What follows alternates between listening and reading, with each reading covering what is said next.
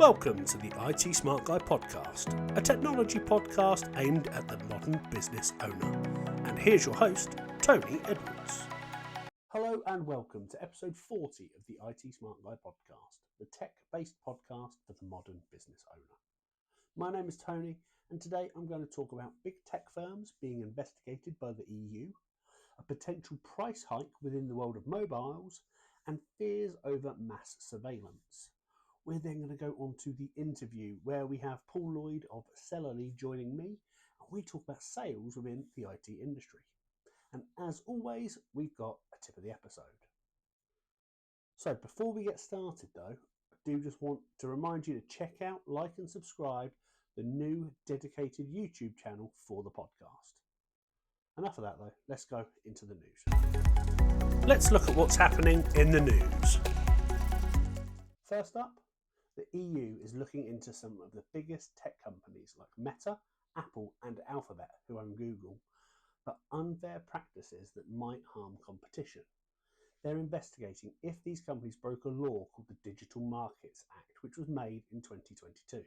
If they did break these rules, they could be fined a lot of money, up to 10% of what they make each year. The head of the EU antitrust, Marguerite Vestager, and industry leader Thierry Breton have announced these investigations. Only 6 companies have to follow this law, but they're the biggest in the world: Alphabet, Apple, Meta, Amazon, Microsoft and ByteDance. Interestingly, none of these companies are European. 5 are US and ByteDance is based in Beijing. These investigations come shortly after the EU fined Apple €1.8 billion for breaking competition laws relating to music streaming.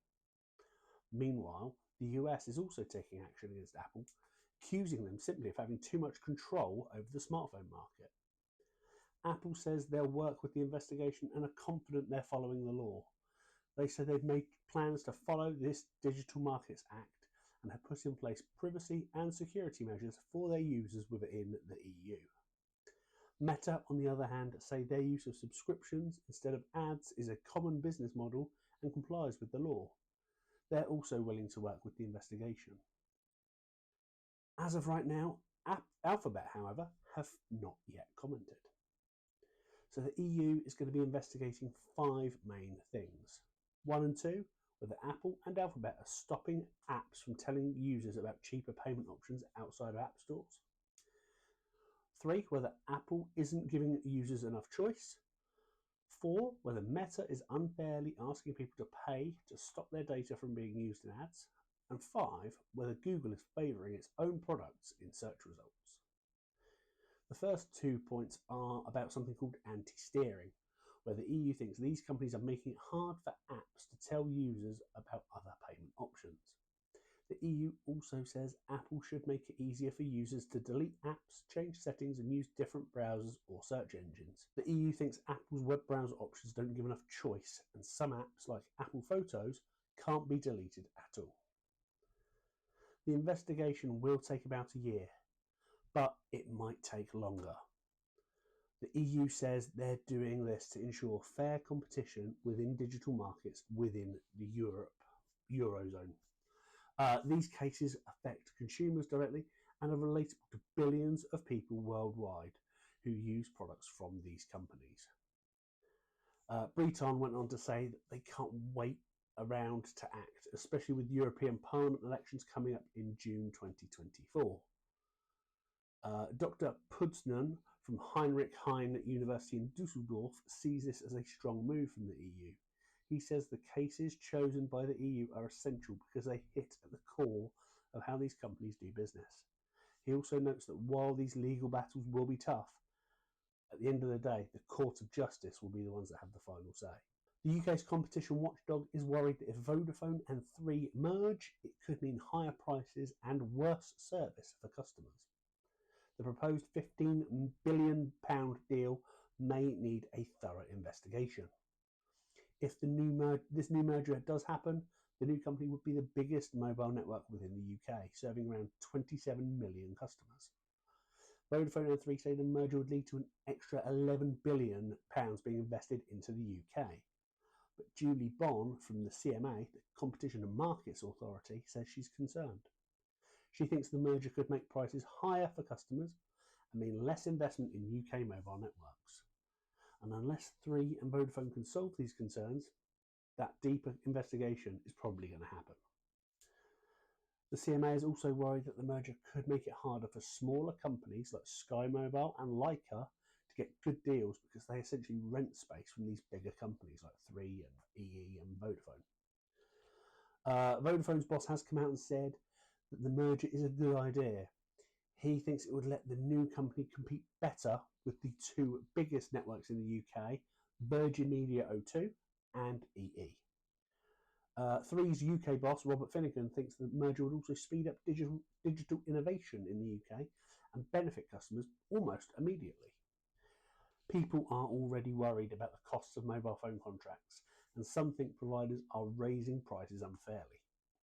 Three and Vodafone have already said they'll raise contract costs in April 2024. Some analysts think this might not look good for the competition watchdog. Despite concerns, merging could help both companies save money and be more profitable, according to telecoms analyst Paolo Pescatori. I hope I said that right. But he thinks it might take a while before customers see any benefits and wonders if the UK can actually wait that long. Now, I worked in the industry for 3 years, and prices go up each year. It's typically based on the RPI, the Retail Price Index. Unfortunately, we are still in this cost of living post-COVID recession. Will a merger make any sort of difference from the way devices work for the general person on the street? No. Now, the merger between O2 and Three was blocked because of similar concerns. And while it sounds like Vodafone and Three might have better policies, I don't see it happening anytime soon. But only time will tell. Finally, could a proposed change to the Investigatory Powers Act actually put people's data and privacy at risk? So the UK government wants to change a law called the Investigatory Powers Act, which some people are calling a snooper's charter. They say it's to keep UK citizens safe, but tech industry groups, including Tech UK, are worried about the changes. They say the changes aren't fair or reasonable and could put people's privacy, security and safety at risk. More than a dozen industry and human rights groups have signed a statement expressing concerns about the plans. They're worried that the changes to the law aren't being thought through thoroughly enough. This isn't the first time the government plans have been criticised. Earlier, Apple said the government was trying to control new security features introduced by tech companies, which they thought was too much. The Home Office, which is responsible for security in the UK, say the changes are necessary to protect the country from things like child abusers and terrorists. They say the law has been reviewed independently and will be debated properly. Currently, the law lets intelligence agencies access a lot of data, including phone calls and messages. It also makes internet providers keep data about what their customers do online for a calendar year. The proposed changes would make messaging platforms tell the government about security updates before they're released, even if the company isn't based in the UK. But the critics say these changes could lead to more spying on people and make it actually harder for companies to protect their users' data. They're worried the UK could become a weak spot in global online security. The groups signing the statement want the government to take more time to look at the changes and make sure they're not only fair, but safe for everyone. They think the impact of the changes is too significant to rush through without careful consideration. Does this worry you? Because it worries the hell out of me. Have to see what happens with that one. But that's it for the news this time. Let's move on to the interview. The interview. So we now come to the interview part of the podcast, and today I'm really glad to welcome Mr. Paul Lloyd to the show. Hi, Paul. How are you? I'm good, and the sun's shining, as you can see. Yeah, which is great. Though I do know that we're forecast rain over the weekend, which is going to be a bit of a shame. Well, it's rained for the last 18 months that I've lived in Dorset. So, for those of you that listen and watch that don't know who Paul is a leading expert in the field of MSP. He set up his own consultancy called Sellerly back in 2011 and works with MSPs and VARs who are looking to grow their UK and European businesses. He essentially offers a sales manager as a service type concept, and he works with teams to boost their performance or to set foundations for a sales team from scratch. I'm going to dive straight in with a question there, Paul. What made Why? you, what made you go it alone as a sales coach, as a sales manager, I interim think sales manager, rather than sticking with an employed role? I spent 12, 13 years working for one of the most successful people in the industry. So, I mean, I don't know whether anybody knows, but Peter Rigby, who, or Sir Peter Rigby as he's now, started a reseller back. I mean, he was the second or third IBM reseller. Yeah. Very successful businessman. I worked for him directly for 6 years and left. Tried a couple of other things, and in all honesty, I couldn't find anybody to work for that was as good as he was. We had a love-hate relationship while I was there, but for every day, and it's been 20 years now, but for every day that I haven't worked for him, my respect for him has gone up when I look at the quality of the people that are around us. Yeah. So I did a couple of proper jobs, but I'd built a business. So with him, I built his southern region from next to nothing to 90 million a year over 6 or 7 years. So I'd had a lot of success. I'd got a lot of people that worked for me. And then I went to work for ICL, actually about the time that they sold the Horizon thing to the post office. But I went from working for the man with the checkbook to having 13 levels of management above me. And I'm not, anybody that knows me will know that, politics and diplomacy is not exactly, on the top of my list of skills. So I didn't get on with the bigger company. I worked for some smaller companies, but I don't think people, that certainly IT vendors and the bigger company, they don't value you as an individual. So, I just found myself working for 12, 18 months, and then they changed strategy. So I got to, was it 210, 211, and I'd started to do some turnaround. So there has been a couple of proper jobs, in that time, but I like the challenge. So it's always been going in somewhere where it's not working and getting it to work.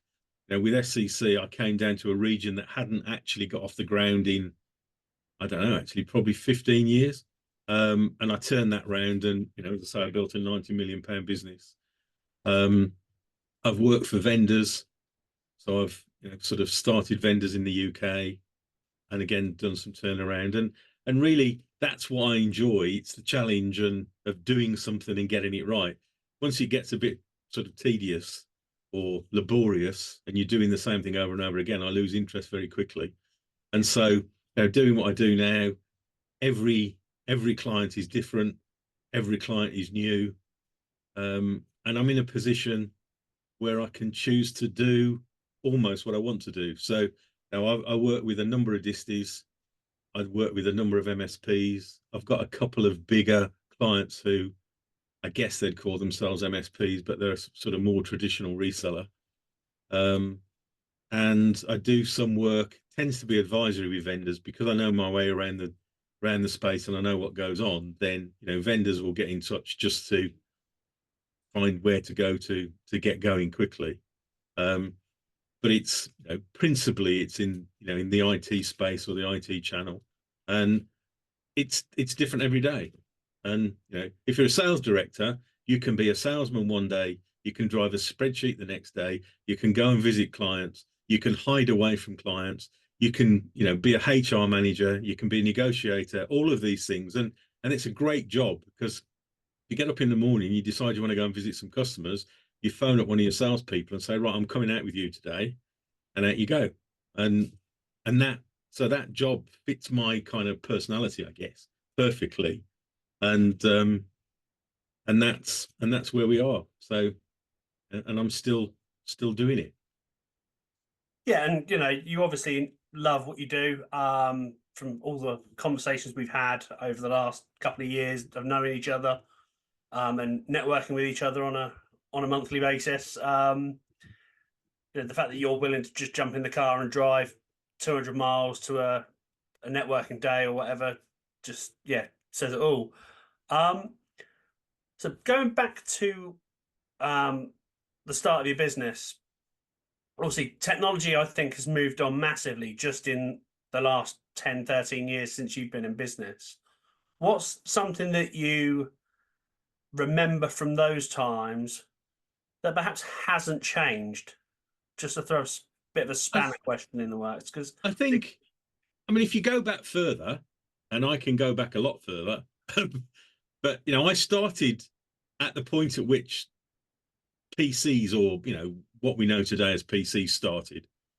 And what's changed throughout the years is not so much how you, from a selling and marketing point of view, not so much what we do. The mechanism, the process, and all those things are the same. We use different tools, and I can do a lot. I can do in 10 minutes today the research on a company that used to take me 2 days. So, that's different. But what's changed is that in the early days, we sold technology because people didn't know what it was. So we'd have to sell a computer. And, my selling days were largely enterprise. But, I'd got clients who, if there's a new processor come out, they'd replace all their kit because, that faster processor. A perfect example, I used to deal with Audi Volkswagen. And in their accounts department, we upgraded at one point from a 386 to a 486 processor. And it took their month-end account down from 2 days to 4 hours. Now, that was worth them replacing all their kit. So at that point, we could go out and say, we've got a new processor. We can save you, your return on investment is this, and away you go. Whereas today, you've got to sell the business solution because the kit, the hardware, the bits that you plug in are just taken for granted. So there's no need to, regardless of what the vendors will tell you, there's no need to actually sell the kit. What you should be selling is the improvement to their business, or the process and those sorts of things. And obviously marketing has to follow that. So I spend my life talking to people such as yourself who, you sell a support service, but people aren't buying a support service. They're buying uptime, and they're buying security of knowing that it's going to carry on working. And I think that's the area where I earn a living to a large extent. But it's trying to get people to understand that they're not interested in how you do it. They're not interested in anything apart from they want uptime and they want security in the knowledge that these things are going to carry on working, because if they don't, they can't trade. If my one single machine that's down there was to pack up, I can't trade. So, you multiply that by people who are using point of sale, then they can't trade. So that's really critical. I don't think the end user businesses fully appreciate how important it is. I think they got a flavour of it in the pandemic, but I still don't think they fully grasped that, the difference between, I don't know, whatever the values are in terms of the support, the better ones and the cheap ones, is the difference between, could be the difference between a day's trading. You may have heard me tell this story, but I did a turnaround for a company based in Reigate who had their own email service, and it was crap. Right? It was awful. And they had all sorts of problems with it because they had to upgrade disks and they couldn't afford it. But they got a client, and he phoned me one afternoon, and he was lambasting me because I was sort of interim sales director, because his email had gone down and it wasn't working, and he'd lost £20,000 worth of orders. And I said to him, there's no service level on the email. You do appreciate that. How much do you pay? And he was paying £2 an email address per month. So 12 quid it was. And I said to him, why have you considered moving to a better service where there is a service level, because at the moment that isn't, where we're at. And he said to me, I am not going to spend more money on my email. So, well, you've just lost 20 grand's worth of orders. You're only paying £12. I mean, if that's your attitude, I can't help you. No. You know, but now, you know, things have moved on a little bit. But I think that's the thing, is that when you're selling services, and you know, the MSP community are out there selling services, they're not selling services. They're selling uptime, and they're selling security, in the security of continued working, as well as security in terms of, you know, sort of IT based security.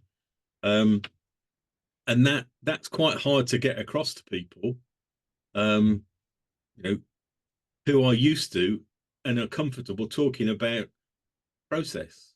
Yeah. They don't care. Genuinely, your clients don't care how you do it.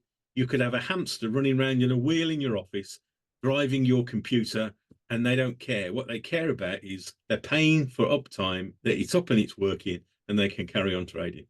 Yeah, completely agree. You know, I mean, and then, you know, you should be then helping them to actually build out and improve the businesses that they're working with, because your clients don't necessarily understand the technology or what they could be doing with it.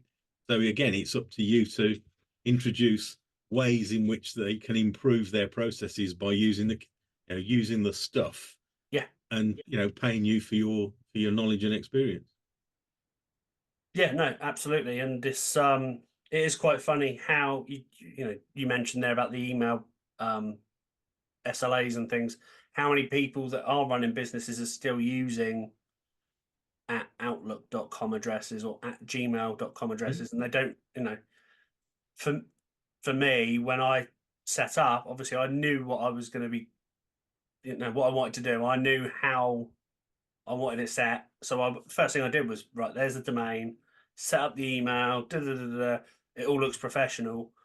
And for a man in a van type job, if it is a one-man plumber, again, it's not ideal, but it's okay to start with, I suppose. But would you go and spend £4,000 sticking it on your van?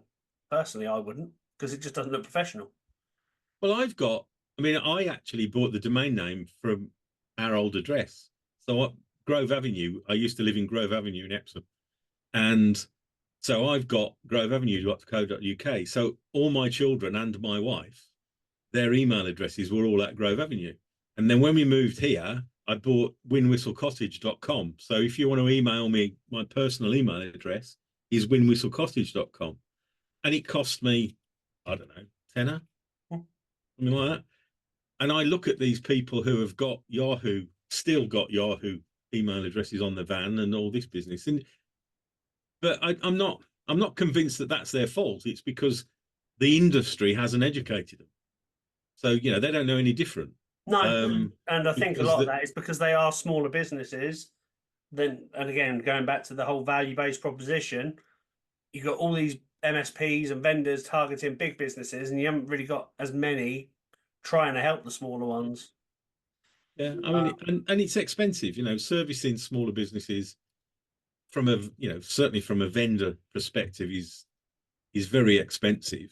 But then, the MSP community or the SME community is almost the same size in terms of IT spend as the enterprise in this country. There's not a massive amount of difference, but there's obviously significantly fewer or more buying points. And, unfortunately, certainly with the large American vendors, it's all about money. It's not about service. They don't care about service and they don't care about people. They just care about money. Yeah. So, which is why they're able to sell IT services at $300 per user per month. Well, absolutely. Whereas over here, I think the industry average is anywhere between 50 and 150. I think that's probably a bit high, but I mean, I guess it depends where you live. Yeah. So obviously you help predominantly IT companies with their sales. I'm guessing do you have a single approach that you try and enable your clients to adopt, or does it change each time? I think the one area that Okay? I mean, at the end of the day, there's lots of people who talk about all these subjects, but where I think I'm different is because I've A, worked for so long, and B, worked for so many different kind of areas of the market. I can contextualize better than most. Yeah. So, if we, and it, to some extent, it doesn't matter whether it's an IT business or whether it's a small business, the process of going to market with a product and selling a product is the same. First and foremost, you have to understand where your target market is. Now, each one of these, I've got 10 points. Well, I won't go through all of them, but so, target market's important. Where am I going to sell it? You can sell, you can sell anything to anybody, but if you do that, you're going to go hungry because you're not going to find the ones that you want. Statistically, there's more of them, but at the same time, the ones who are going to buy your product are a smaller percentage of that. So you're going to waste an awful lot of time. So you need to understand where your market is. And then obviously you need to understand what it is you're selling. So in the context of MSPs, typically, you've got different levels of service. But if I spoke to, I can do it with a 3-man band or a 10-man band. You ask any one of them what's involved in any one of those services, and you'll get a different answer from everybody, because nobody's ever actually sat down and catalogued it. So, so understand your market, understand what it is that you're actually selling, and then how you go to market. Have a decent system from a CRM stroke marketing system so that you're constantly, reaching out to people, and then a sales process on the back of that, which, because, we all do it, but we all spend time chasing things that aren't real because we're not honest enough with ourselves. But I have a very simple process which has got questions in between. So, when you get yeses to all the questions, you can move on. And that takes a lot of the nonsense out of it. But because I tend to work with SMEs, then I don't think the sort of clever selling techniques that you've read about, the 1958 car salesman type stuff is actually relevant. And what you need is a structured conversation with an outcome. So, if I was going to meet you, then there's a structured conversation, and my outcome the first time would be to meet you again. Yeah. And then the next time, my outcome would be, to sort of understand more about what it is that you're actually doing, where I can help you. But I'm not going to come in and go, do you want this in red or black? And I'm in your area on Thursday. Are you available at 2 or 4? Or any sort of smart ass sort of closing techniques, because if you do it properly and you build a relationship, then people will buy off you. But it takes time. And I think the area where most people, again, in that space where they want things too quickly. And you essentially, you've got to start from here and you've got to get to here. You can do it quicker if everybody's on board, but the process you have to go through. And if you don't, then you just end up wasting lots of time. But the key for all small businesses is your market. And I recently did a workshop with a company, and he's not about 3.5, 4 million revenue, and he wants to target companies with more than 300 seats. Now, if you're selling support services, then if you're selling to a 10-man company, it's not massively different to a 25-seat company, which is really different to a 50. And if you get to 150, then the understanding and the implementation and the selling of 150-seat support business is completely different. And 300, you're up against, dare I say, serious professional sales organizations. Yeah. Now, the majority of people that I deal with would never be able to compete in that market. And I don't get involved in the kind of the end user selling bit. So you've got to understand where your market is and that your product fits, and then, be wherever they are. You said, I've spent the last 3 or 4 years, 5 years driving all over the country, going to events full of people that are essentially my prospects. But, and it's, I can say this but it's tedious a lot of times, but you've got to be there. Yeah. And you need to be, and the smaller businesses in your locale need to be where small businesses are. And I know you're quite active around. I mean, I went to an expo, I think it's Bournemouth Expo yesterday at the Vitality Stadium, and there was Need to be one. yeah, and I went there because I'm interested in, to some extent, spreading my wings slightly outside of IT and more local, because living in Dorset's wonderful, but traveling from Dorset's a pain in the arse. So I just sort of went to see what was going on, and there's a lot of small businesses, and that's a kind of place where you need to be, and people who are doing that, because that's your market. Yeah. And in that room, there were probably 50, possibly would be prospects. So that's it's a common thing, but I've got a client recently who all they want to do is sell sort of implementation and working with Office 365. So that's it.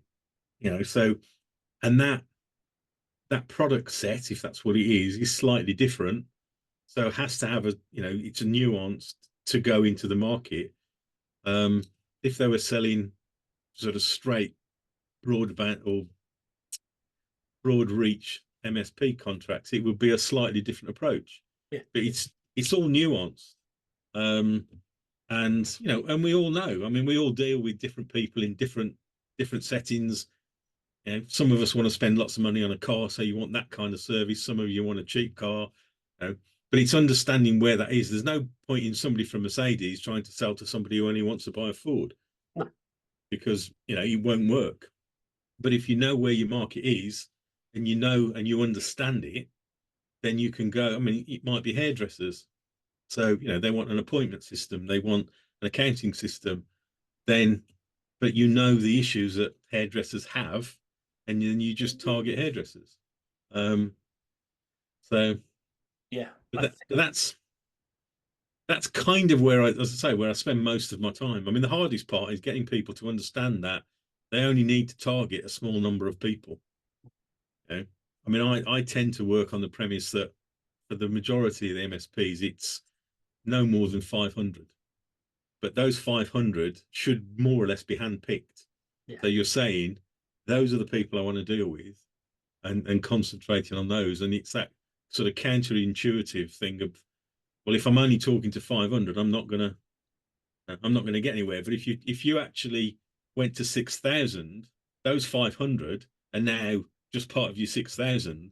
So you've got a 12-to-1 chance of finding one of them that you want to do business with. Whereas if you narrow it all down, you've got a 1-to-1 chance of finding people that are going to buy what you're selling. Yeah, and naturally you'll pick up other clients or things from your other marketing activities along the way anyway, even if you are focusing on. Yeah, absolutely. I mean, there's all of your recommendations and all the business that you're doing normally, and there'll be people outside of it. You don't turn anybody away necessarily, but at the same time, going forward, you've got to be shooting with a rifle and not with a shotgun. Right. So I was at a face-to-face networking event this morning, and somebody in there, we were like, one of the questions when we do the intro round was about doing something slightly out of our comfort zone or something like that. And somebody in the room who happens to be in a similar industry to myself said he's going to go door knocking. And I couldn't think of anything worse. Well, no, but I think for certain industries it works. Does it work for an MSP? I'm not convinced. I don't think so. I mean, I don't think, unless, I suppose, I would caveat it by, if you're on an industrial estate, or if you're in an office building with lots of other companies in those offices, for you to go and knock on the door and say, I'm in the same building as you, we ought to be talking about this, that's different. Yeah. If, in the old days, what we would have to do sometimes, and I mean, I know people who would just simply drive up and down the M6, taking the phone numbers off the side of lorries. Yeah. Because that's the only reference that you had. Today, from where I'm standing, I can find out more or less anything about a person and a company. So I don't need to do that sort of thing. Yeah. No. Now, sometimes going out on an industrial estate and banging on some doors, it's just a little bit different. But you've got a problem because, I'm guessing 50% of the time there's nobody in the office, in this day and age. But there's no harm in trying these things, but you've got to have a core process that works with the people that you want to deal with, and that's the bit that I don't think grasp is that you want to be spending your time presenting your solution to the people that it's relevant to. Yeah. And lead gen is one of those things, and it's the same for all businesses, but lead generation seems to be the bit that's the hardest. And in many respects, it's the most straightforward. It's just that people won't accept that they've got to get the bits right before they start. I spent an hour talking to a company last week who rang me, got an inquiry, and we go through, you need your target market, you need this, you need that, the whole kind of kit and caboodle. And then I went back to him this week and he said, all we want, Paul, is a lead generation service. He said, well, it's not going to work because without doing all the other bits, your lead gen isn't going to work. So I just said, it's not going to work. If you're looking for that sort of thing, you might as well just go and buy a list from somewhere and just hit the phone. Well, that's it. Which is, again, a scattergun approach. I mean, I think back to when I was employed and, we were training people how to become independent cost managers. Mm-hmm. And the amount of times I would hear from people, oh yeah, business isn't going so well, we're not getting any leads, nothing comes through the website, we go networking but nobody seems interested, and when we do speak to people we never hear back, and it's like, well, how many times do you contact them after you've spoken to them? Oh, only once. And it's that, well, yeah, you need multiple again, the process. Well, they reckon today the sort of the follow-up piece is anything between 7 and 12 times. So if you're going to try and get back through to somebody, then you need to be doing that 7 to 12 times. And the vast majority of people will give up after 2 or 3. Yeah. I mean, a lot of them won't go that many. They might do 1, they might do 2, but this kind of keep going back. But as I say, typically today it's anything between 7 and 12 times before they take you seriously. But because a lot of it is you're building up knowledge, you're building up your sort of presence in their mind. Yeah. So you see something that you don't like the new Land Rover Discovery, Defender. Now, when that first appeared on James Bond, I mean, you look at that and you go, "Ooh, that's horrible." Mm. But over a period of time, you see it again and again and again in different places, and then suddenly, it starts to become more attractive, and then you think, "Oh, that's not bad." And it's the same process with all of these things. Is you've got to be there all the time, and you haven't got to be, sort of selling things all the time, but you've got to be present. And because I've spent such a lot of time in different groups, then people know who I am, and I'll get referral and I'll get people approach me and I'll talk to anybody. So I'm not sort of, there's a lot of people who put you on the clock straight away, whereas if I've got the time, I don't do that because I want to help. I mean, genuinely, I mean, it's only generic, but when we do the tech tribe things, it's your meeting and I have a room full of, I was going to say middle-aged, but I don't suppose you are. I mean, middle-aged blokes are all techie, typically, and Heather. So, but it's not changed. I mean, the selling thing hasn't changed for 1,000 years. I think, if anything, I mean, from what my experience, the research element has become a lot quicker, whereas the actual sale process has become, it seems like it's longer. I would argue, look back 20 years ago, it was, the research was, as you said a couple of earlier, a couple of days you'd spend researching one potential customer. Whereas I I think was the sales given, approach might have been a little bit shorter. I mean, when I started, as I say, I started selling to enterprise. So I was given 12 target accounts. My job was go and do business with one of those 12 accounts. And the only thing that we knew about them was that if they employed more than 1,000 people, they'd spend more than £1 million a year. That was it.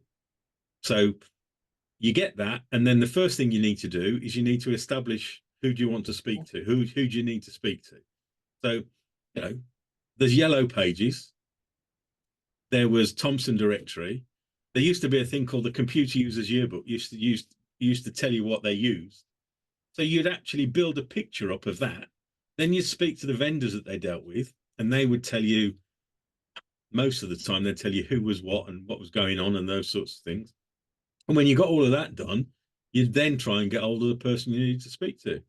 And I guess it's cold calling, but it was a little bit more than that because I knew enough about them. And then you get a meeting, and then you build on that. Yeah. You go and see them again, or you invite them to various things, and you start to get, I mean, you say get a relationship, you get known, and people will sort of at least acknowledge you, and you build it from there. And it's no different. The difference is that potentially I'd have to go to the library to do some of the research, whereas today I literally take 10 minutes. Anybody who makes an appointment to speak to me, it takes me 10 minutes to find out who they are, find out the size of the business, find out who they know. Because I know a lot of people, I can, if I go on LinkedIn and see who they're connected to, or our common connections, I know what groups that they're in. So when I actually get to speak to them, I've got all of that information, and they're speaking to somebody. I mean, I can speak from an informed view, and then build it up from there. And you can do the same in any, whether it's our industry or whether it's any industry, the same applies.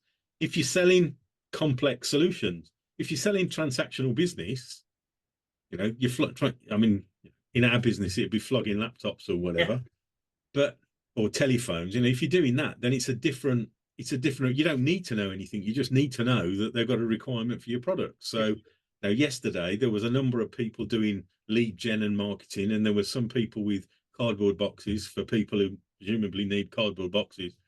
But, all of these things, they've all got a market that they need to be able to identify to be able to then present it in a manner with which it resonates with the person that you're talking to.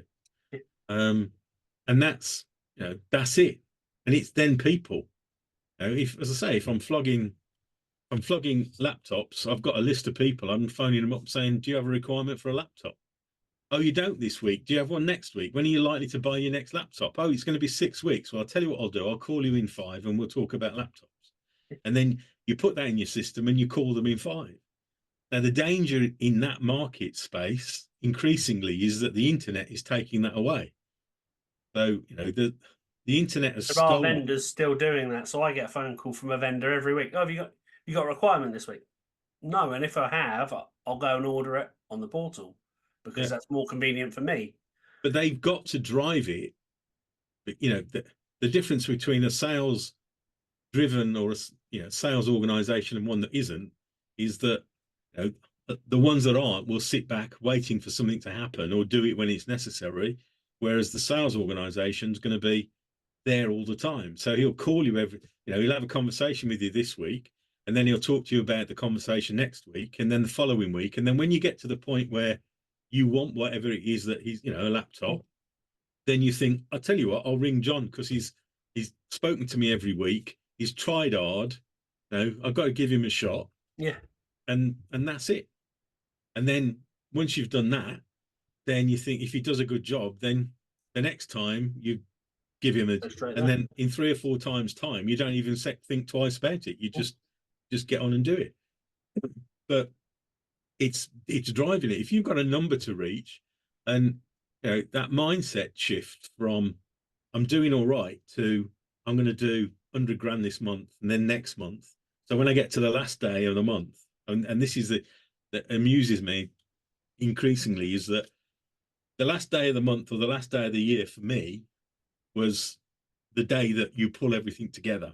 Yeah. And then I speak to clients or MSPs I mean, I've seen events on the last day of the month, and they go, "Well, it doesn't matter really. I mean, if we get it today or we get it tomorrow." Well, it does, because if you don't get it today and you get it tomorrow, then you've lost it, because that's in now next month, not this month. So that mindset set shift is where the growth comes from. And we want to grow. Okay, so what's your plan? Oh, we haven't got a plan, but we'll do all right. Okay. So, but none of this is rocket science. That the issue is execution. And because of the experience that I've had and things, then that execution is kind of second nature. Yeah. So what have you done today? Where are we on tomorrow? Are we going to achieve what we said we were at the beginning of the month, at the end of the month? Why aren't we? What can we do to make sure that we do? Where's the gap? How are we going to fill that gap? And then on the first of next month, you start again. So we've been chatting for about half an hour. I'm conscious you are, a busy man. So I've got one more question before we wrap up. Are there any tools let's go with the word tools that you would You've recommend? just gone all wobbly on me. It's the satellite moving. Are there any tools you would recommend an MSP use? Obviously, you mentioned CRM earlier, that you would recommend to any MSP that perhaps doesn't have a proper sales process in place, or they're just starting out, maybe? I think you need a database of prospective clients. How you get that? I mean, it could be on a spreadsheet. Yeah, I mean, now common sense says it wouldn't be on a spreadsheet, but what you could do worse than just simply having a spreadsheet with a list of companies, and you just fill the dates in that you've tried to speak to them. But and I think that's the key, is have that database. And I tell everybody that they should own their own database. So doesn't matter how big a company you are, that database becomes IP. Yeah. You start to build inherent value into it.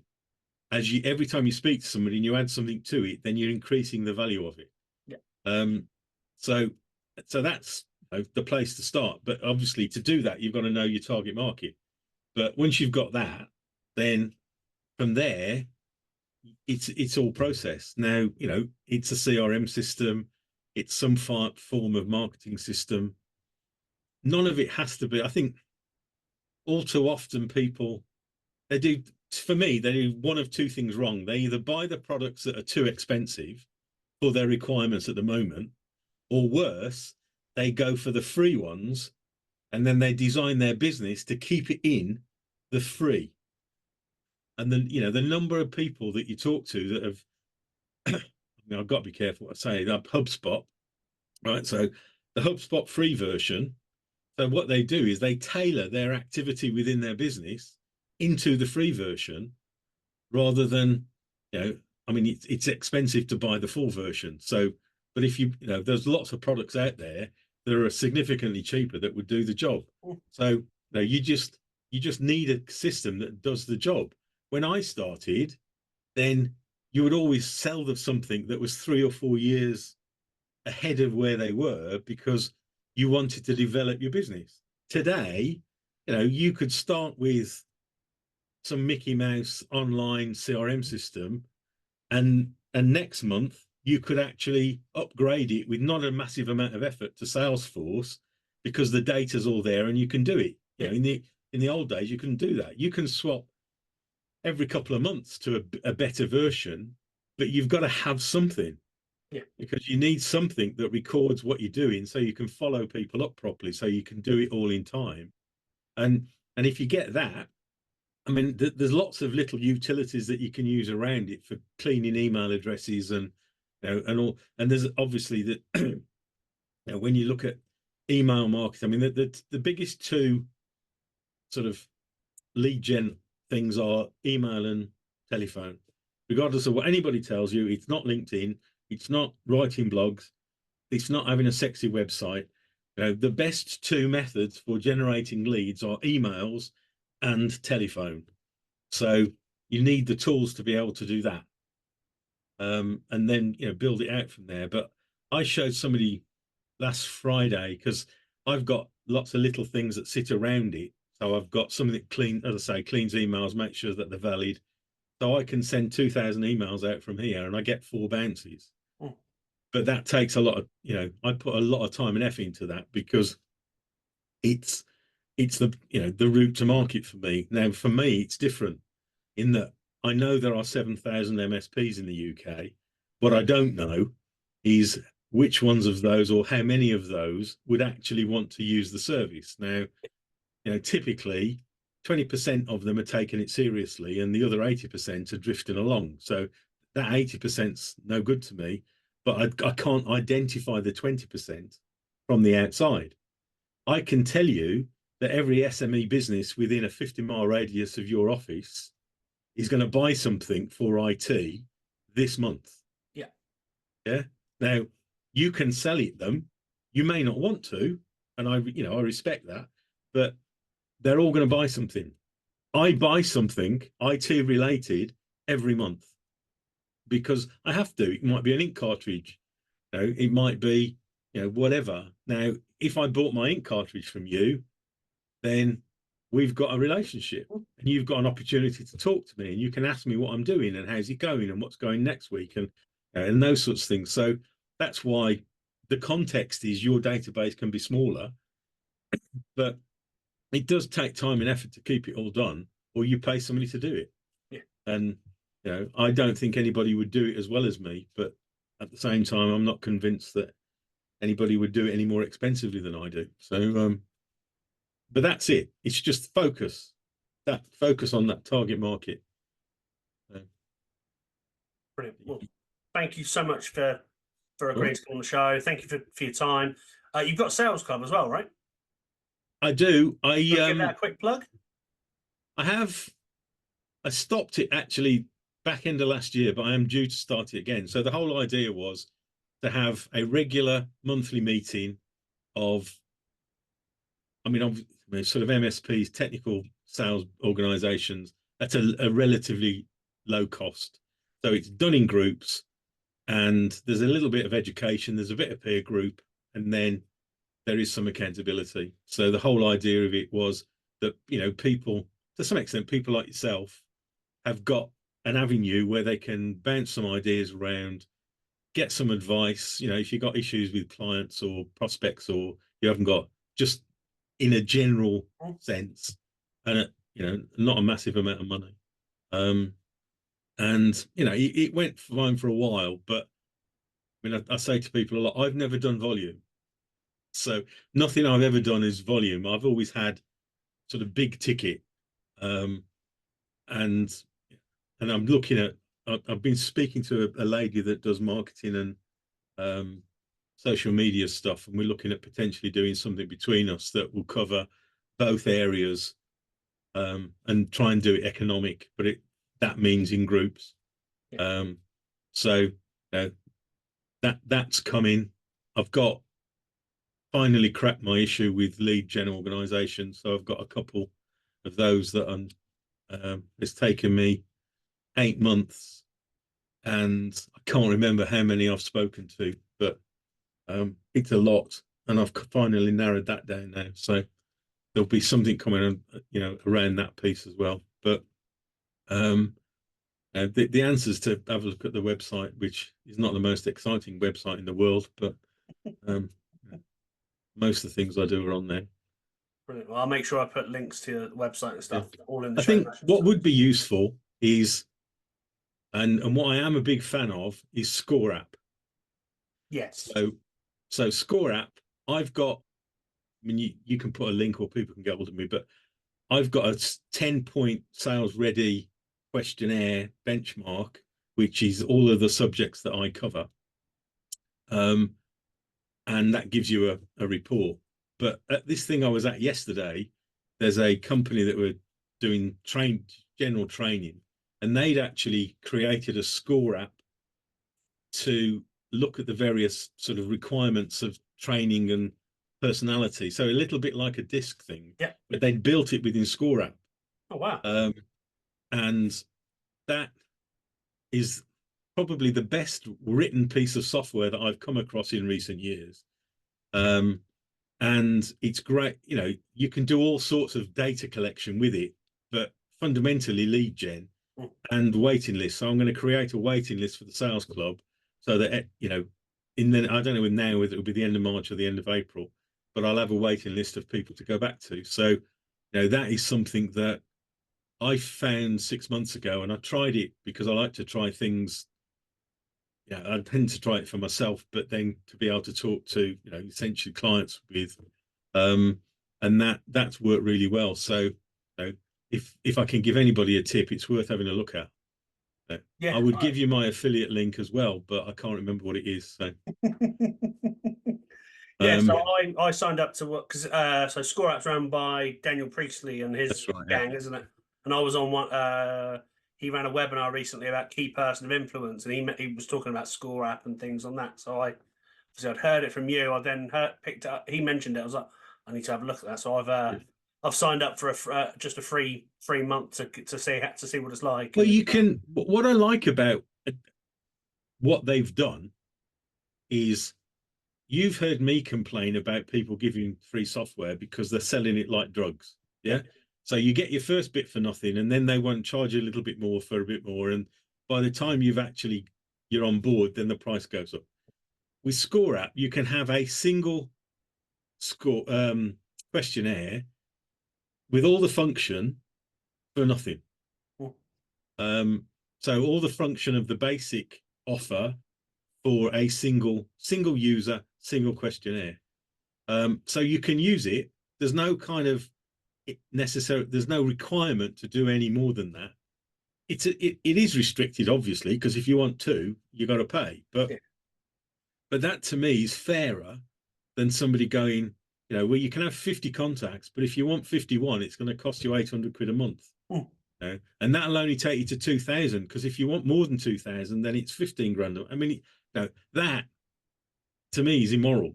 Yeah. But, as I say, the Score App software, it's good. It's well thought through. It took me a little while to set up the first one. I'm looking at offering a service to build questionnaires, because whilst it's not difficult, it's one of those things that, if you're doing it, you've got to put time aside to actually do it. And so, what we'll end up with is lots of people doing it, but not quite finishing it because there's always something else to do. Yeah, so I'm absolutely. looking at And obviously with the weightings and things, you've got nuances there as well. So like I said, I've started playing with it, and I've designed one. I got a client just to run through it and make sure it all made sense. They're happy with the questions and things, but what I got at the end didn't make any sense because all the weightings and things were wrong.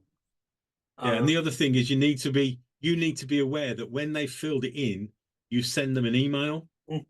So, and it's not very clear. So I got a couple of people to try mine, and they came back to me and said, the questionnaires fine, but I'd do something with the email that you send at the end of it. And I went, what email?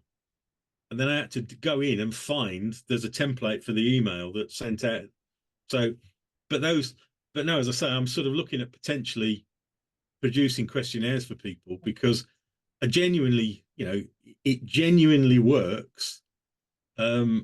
And if you promote it with everything that you do, I mean, it's just part of, what you do. And then you get the information, you've got people to follow up. So there you go. Brilliant. Well, yeah, like I said, I'll pop in your website. If you send me your affiliate link for Score App, I'll put that in the show notes as well. Funny, I was with Richard Tubb yesterday, and he mentioned affiliate links. I'm like, you don't need any more. I haven't used. I mean, it's not something I've done in the past, but I look at Richard Tubb and I look at Pete Matheson, and they're earning a healthy living out of affiliate links. So yeah, they've definitely got a place. And we've just lost half the audience because they don't know what we're talking about. Or who. Or who, indeed. Right, anyway. Thank you so much, Paul. No worries. I will see you at a Tech Tribe event in the near future, no doubt. You're coming on? I won't be there this month now. Cricket coaching is still on, but then that's going back to a Tuesday night from, I think, April. So I'll be back after a month off. Right. Okay. I'll see you soon then. Yep, perfect. Thanks a lot. Our tip of the episode. Okay, before we get on to the tip, I have to thank Paul for his time. Greatly appreciate you coming on to the show and imparting some of your thoughts and opinions when it comes to selling. Let's move on to Paul's tip. Find your target market and get it into a database. It doesn't matter what industry you're in. That's sound advice. Finding clients can be tough, but working out where you sit in your industry and where you want to target, and then get yourself out there meeting people in that industry. Reach out directly to these companies and people of interest and report it all within your database, your CRM, even your Excel spreadsheet. Report the touch points, how many, and keep pushing it until they agree to a call, they book a meeting, or they tell you no. Sales aren't going to land on your lap. You have to work hard for them. So get that list together and go get them. That's it. Here we are once again at the end of another episode of the IT Smart Guy podcast. Thank you so much for watching or for listening. I hope you found this episode insightful, and I look forward to speaking to you again next time. As always, I do have that one small favour to ask. If you've enjoyed the episode, even if you haven't, please let me know. Leave a comment or a review on whatever platform you're listening to or watching, because it's the only way I can get better. If you haven't already, give us a like and a subscribe on YouTube or on Spotify, Apple Podcasts, or wherever you get your podcasts. I've been Tony, the IT Smart Guy, and I'll see you next time. Thanks for listening to the IT Smart Guy podcast. Hope you've enjoyed this episode. Please do consider to like and subscribe on your podcast platform of choice.